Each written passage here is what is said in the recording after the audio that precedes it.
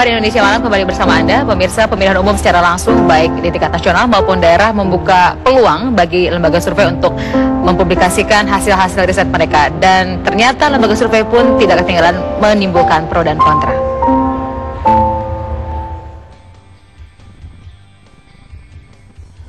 Inilah bukti, pemilihan umum telah menjadi lahan bisnis sumur baru, penyelenggara jajak pendapat dan konsultan politik. Kontroversi lahirnya lembaga survei seperti bola panas di tengah pemilu langsung marak di daerah dan nasional. Tak jarang, para penyelenggara survei didera tudingan membawa sederet agenda politik. Sejak pertama pemilu langsung digelar 4 tahun silam, pro kontra ini mencuat. Ketika itu jajak pendapat jadi obrolan hangat. Satu contohnya, hasil jajak pendapat mencitrakan kerinduan masyarakat kembalinya rezim Orde Baru dan kekuatan militer. Kritik pedas peran lembaga survei kemarin datang dari Istana Negara. Kritik Presiden Susilo Bambang Yudhoyono ini mencuat seiring maraknya konflik pilkada seperti di Jawa Timur yang paling anyar terjadi. Inilah era demokrasi langsung politik Indonesia. Mesin bisnis dan politik biarlah terus berputar membangun citra.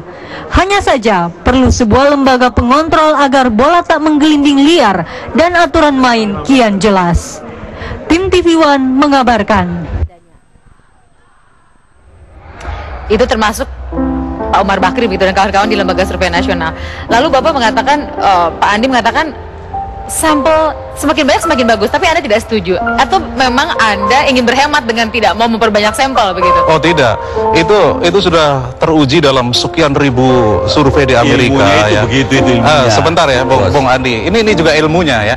Ketika Gallup sebelum melakukan survei pertama di kali Amerika itu dengan 1.200 sampel, itu sampel itu 10 juta gitu. Dan itu salah memprediksikan Presiden Amerika Serikat pada saat itu. Ketika Gallup hanya 1.200 malah akurat gitu loh. Nah ini yang yang terjadi di Amerika seperti itu, dan itu kita oper ke Indonesia, ternyata faktanya juga seperti itu. Semakin besar sampel itu pada dasarnya bukannya semakin akurat, tetapi semakin sulit mentreatment sampel itu. Ada salah itu. Ilmu itu sudah jelas. Semakin besar sampel, semakin kecil margin of error. Karena itu berkorelasi langsung. Nah, tentu saja ketika menarik sampel di dalam terutama multi stage random sampling, di mana desa diperhitungkan, misalnya desa kota, perbandingan antar perempuan dan laki-laki, perbandingan itu semua harus diperbandingkan semuanya sehingga kita mendapatkan sebuah sampel yang representatif terhadap populasi.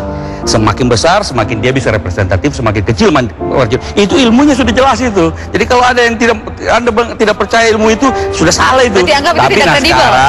Sekarang enggak. Gini, saya kira Bung Andi ini orang yang tidak bergerak di lembaga survei, di luar lembaga survei, tapi merasa menguasai. Saya ini juga kerjanya sekolahnya di Indul, disertasi saya itu juga disertasi tentang empirical studies. Nah, sekarang tinggal bagaimana menerapkan itu semua. Sekarang mari kita mulai mau pakai margin error berapa?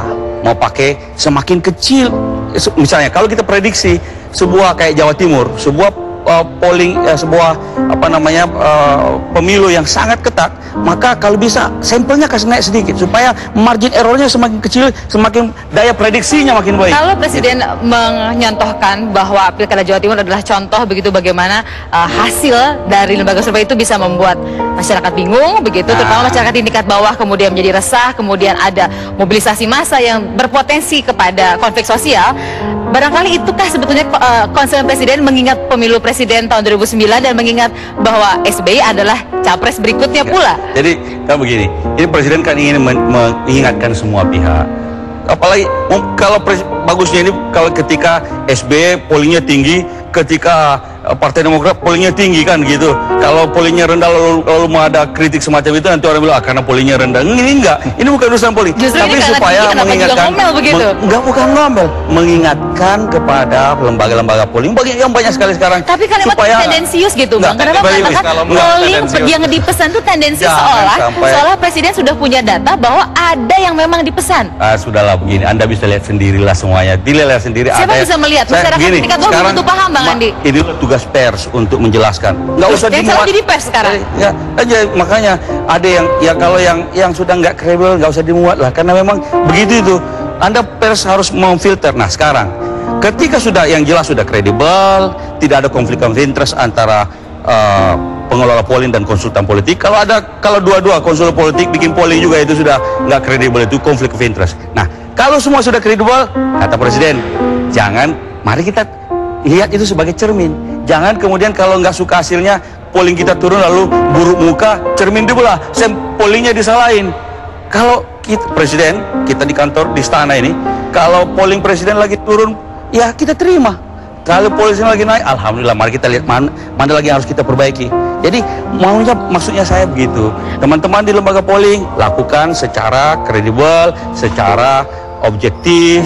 Tetapi kan ya gitu. Lembaga survei pun menggunakan metodologi. Tapi masalahnya begitu. Sekarang karena pemilu sedang ramai, kemudian banyak bermunculan. Lalu bagaimana membuat kita bisa membedakan antara yang kredibel, Anda mengaku kredibel, yang lain mengaku kredibel. Bagaimana cara kita memilah-milah akhirnya masyarakat? Saya setuju dengan Bung Adi tadi, fungsi pers itu sebagai filter gitu. Jadi pers itu bisa memilah-milah mana lembaga. Tapi kan ini ladang bisnis yang luar biasa. Iya.